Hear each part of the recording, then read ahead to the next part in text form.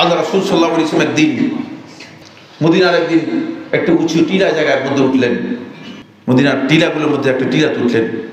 তারপরে সাহাবীদেরকে প্রশ্ন করলেন, হে আমার সাহাবীরা, হাল তারাউনা মা আরা, তোমরা কি আমি যা দেখতেছি তা কি দেখো?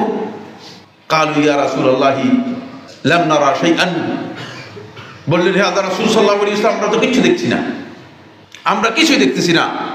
তখন রাসূলুল্লাহ সাল্লাল্লাহু আলাইহি ওয়াসাল্লাম বললেন, ওয়া ইন্নী লা আরা আন্নাল ফিতানা তানজিলু মিনাস সামাই কাল কাতরি ফি বুয়ুতিকুম, আমি দেখতে পাচ্ছি যে ফিতনা বৃষ্টির ফোঁটার মতো তোমাদের ঘরগুলোর মধ্যে অবতীর্ণ হচ্ছে।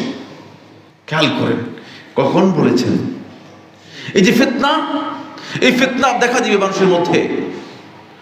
এই ফিতনা যখন দেখা দিবে তখন প্রত্যেকটি মানুষের করণীয় হচ্ছে এই ফিতনার মধ্যে তাকে সতর্কতা অবলম্বন করতে হবে, তার মুখকে সামলাতে হবে, তার হাতকে সামলাতে হবে।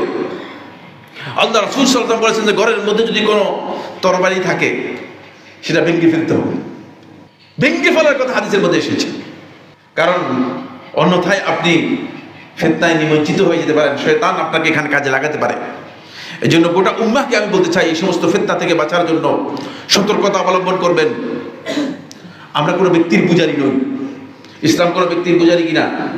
মুহাম্মদ সাল্লাল্লাহু আলাইহি ওয়াসাল্লাম পূজা বা ইবাদত করতে আমাদেরকে বলা হয়েছে কিনা? যেখানে মুহাম্মদ সাল্লাল্লাহু আলাইহি ওয়াসাল্লামের ইবাদত করতে বলা হয় নাই, সেখানে অমুক টুমুকের ইবাদতের প্রশ্নই আসে না।